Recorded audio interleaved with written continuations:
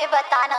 ऐसे कहा था काय कही थस? मोर संग रूसा करंजे जावे का काबर जे होगा?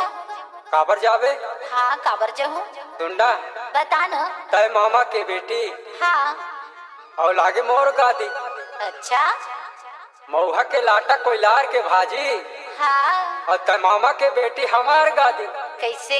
तबे तो कहा था का काय की थस? मऊहा के लाटा और कोयलार की भाजी कैसे? तय मामा के बेटी वो